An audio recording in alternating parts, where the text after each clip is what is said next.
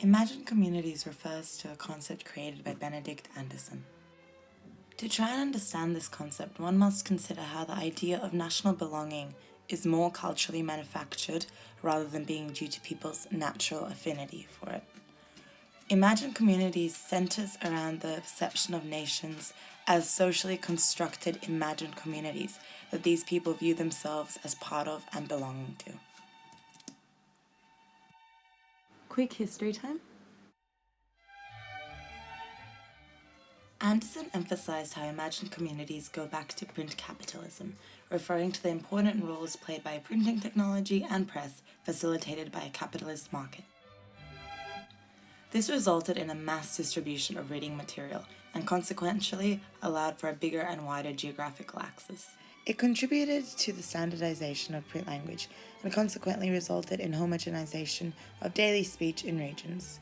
Essentially, this resulting common discourse was integral in allowing for understanding of each other and communicating thoughts and feelings.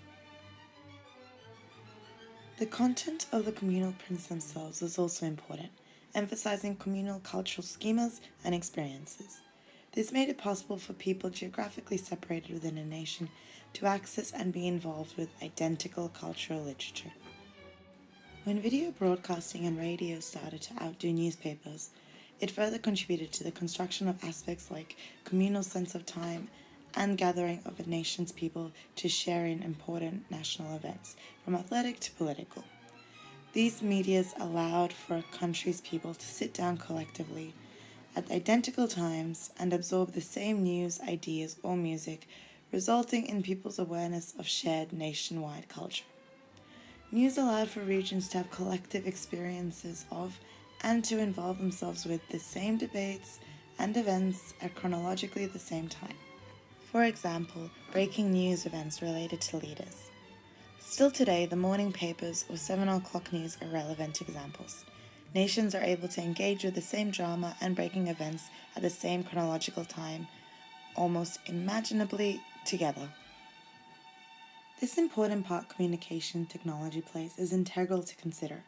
It allowed for greater relations and unities between localities in large geographical regions, reducing the distinctiveness and difference of each in favor of belonging to the larger communal unit.